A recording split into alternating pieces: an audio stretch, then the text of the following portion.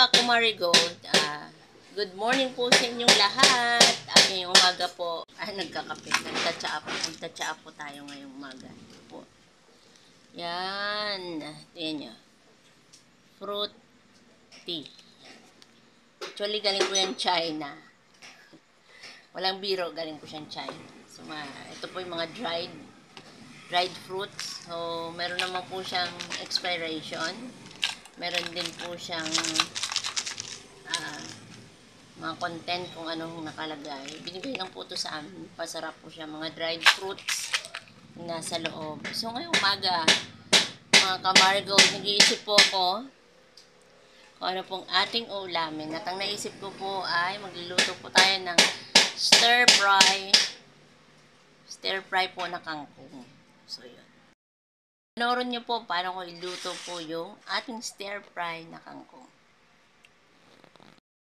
Mga kumare, yan. Nandito po tayo ngayon at magluluto po tayo ngayong umaga ng stir fry na kangkong.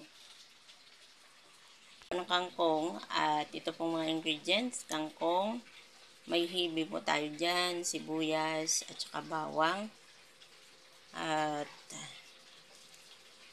paminta, baliktad ang paminta rin. Yan, pamintang durog, oyster sauce, tsaka soy sauce. Yan. At meron po tayo ditong sili. Yan. Yung siling pula. Yan. Para po may konting anghang. Yan. So, ito po. Umpisa na po natin. At iluto na po natin sa ating kawali. Yan. Po tayo ng konting mantika dito po sa ating frying pan. Yan. So, ilalagay na po natin ang ating mga sibuyas at ang ating mga bawang. Yan. So, mamaya na natin ilagay itong hibe kasi mabilis po yan masunog kapag yan po ay inuna natin. Ilagay po natin yan. Ang sibuyas, bawang at saka sili.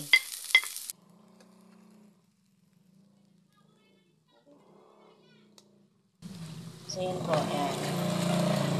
Ilagay na natin ang stock ng kangkong.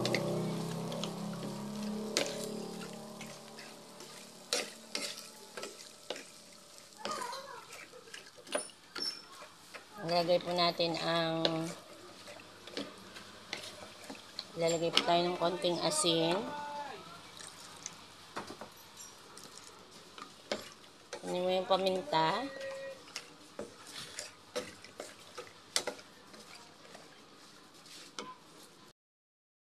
Pamintang durog.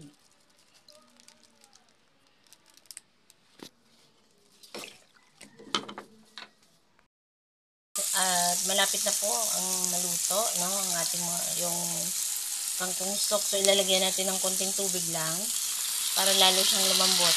Ayan, tama na. Kunti lang po, tatakban natin para lumambot po siya. Para mas masarap po ang ating kangkong. So, takpan muna natin siguro mga 3 minuto. So, andyan na po at binuksan na po natin ang ating pong kangkong stock at parang okay na po siya kasi lagyan na po natin ng tubig at tinakpan na po natin yung 3 minuto. So, lalagyan na po natin siya ng oyster sauce. So, maliit lang po yan na pack. Oyster sauce.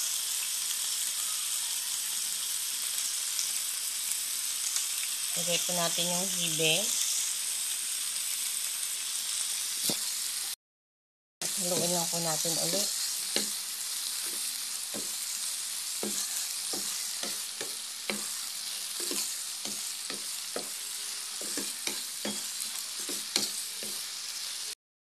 Na po ng kangkong.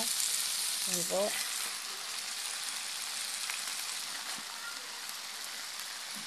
At ating pong takpan.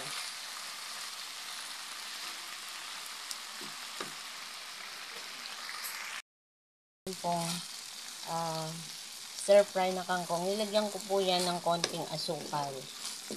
Hindi so na gagamit po tayo ng magic sarap, lagyan na lang po natin ng konting asukal para ho mas masarap po ang lasa. So, pwede na po natin hanguin sesame seeds. Ari po. Yan. Kung wala po kayong sesame seeds, okay lang din po yan. So, yan po. At hanguin na po natin ang ating pong hangkong.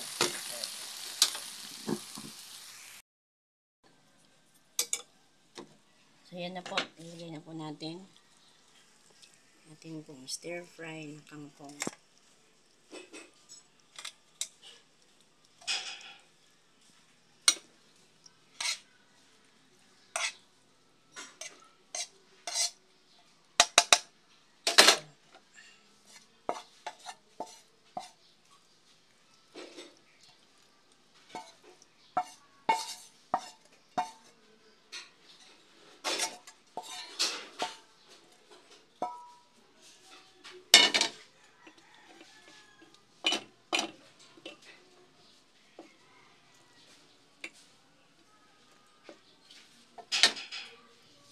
Tapos po, lagyan po natin ng sesame seeds.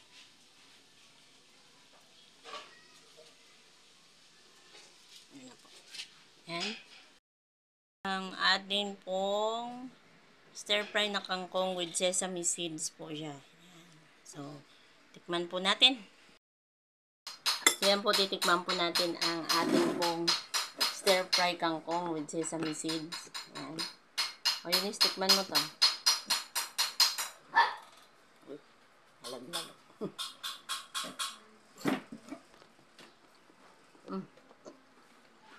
Sarap.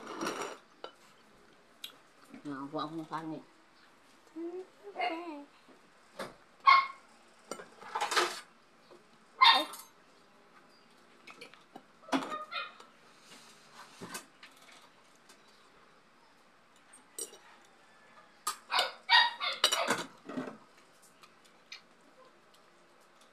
Very yum.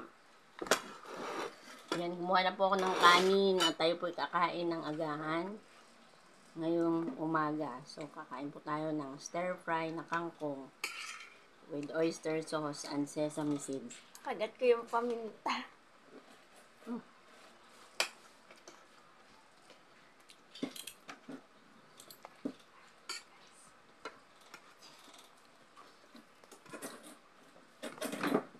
Sarap at mura pa. So, yun guys. Pag wala po kayong maisip na ulam, ito lang po ang gawin ninyo.